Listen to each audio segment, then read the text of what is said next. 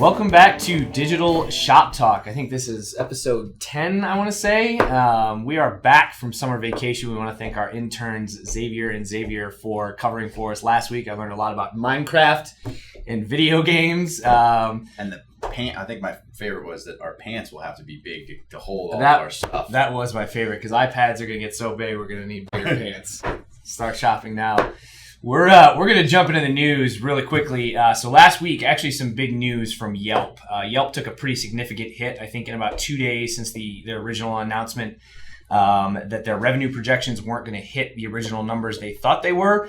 It took about a 20 to 30% decline in their stock. But really, more importantly for us, I think the bigger news in the announcement was that they're killing kind of their display ad revenue stream by the end of the year. Twofold. One because they weren't generating the revenue that they originally anticipated, but really they were getting a lot of feedback that it was a poor user experience for Yelpers. So for brand marketers, advertising dollars, you probably want to start shifting those away from doing Yelp display ads and maybe look into other avenues. You know, display is still very successful. It just seems that it's finally being sunsetted on Yelp. Yeah, and Yelp is an interesting phenomenon because it is so widely used. I mean, I use it to look at restaurants all the time, but their approach to advertising has been really aggressive in terms of, you know, you've got to pay a pretty significant amount of money to enhance your profile, to advertise on it.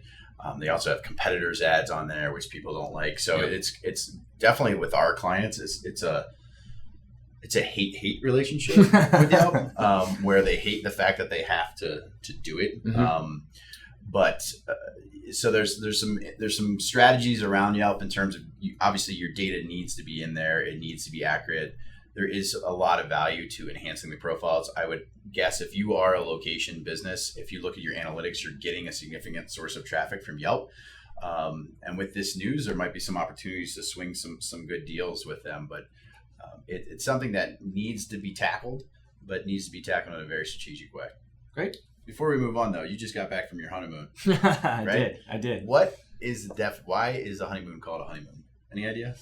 I honestly have no idea. All right, tweet at us if you know why. Please. And we're back with the toolbox. The toolbox. Or the toolkit.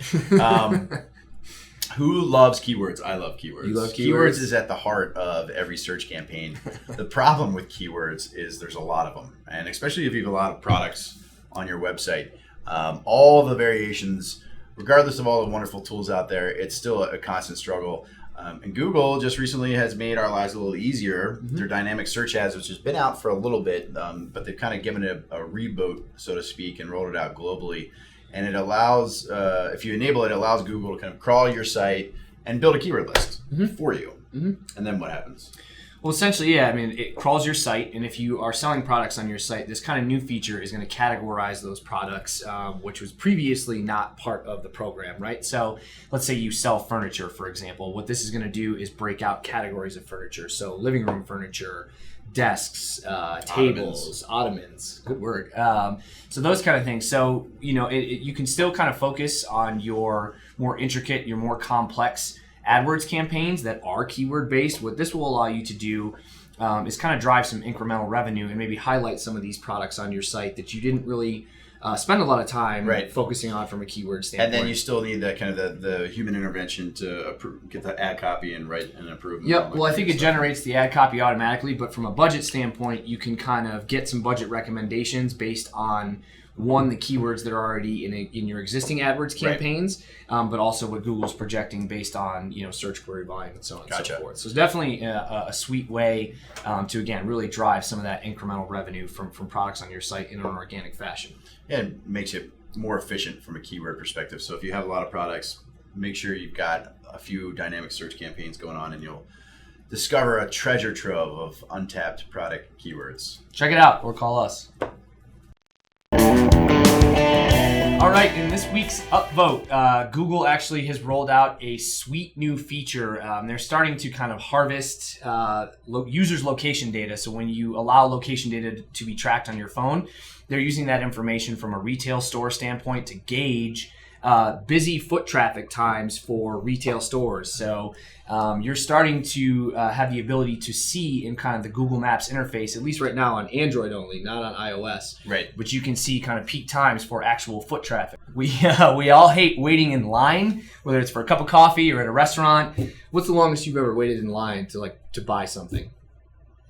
I don't know. But you know what? The other day I was driving, I was sitting in traffic, and I was thinking to myself, what is the thing I dislike the most? And it literally is two things: waiting in lines, and zucchini. Okay. So I thought my own personal hell would be having to wait in a really long line and then only at that point have to eat zucchini. So yes, this is amazing. But there's a couple other practical applications too. So avoid when a busy time is potentially. But you could also use it to go when it is busy. Say you wanted to go to happy hour. Sure. You want to know when people are starting to get to happy hour. Meet some new friends or. But I wonder also if you could then take this data and somehow extrapolate it and run a marketing campaign knowing and only run it during those times. Let's say you wanted to target like downtime. For example. You wanted to target people in Walmart because you are a skincare company, and you say, the people are there between 7 and 9. So why run the display ad, geo-target it the whole time? Just run it those 2 hours. You probably get maximum exposure. Sure. This has only been out a week, so it'll be interesting to see if you have that ability to target and what the implications are from a marketer standpoint. But from a user standpoint, avoid lines or go when the people are. And don't eat zucchini. Well, that's it for this episode of Digital Shop Talk. Tweet at us using the hashtag Digital Shop Talk. At Location3, please tweet at us. Please tweet at us. Except for you, Matt LaCuesta. There's still an Amex gift card out there. Yes. We'll see you next time. Peace. And carrots. Great work, guys.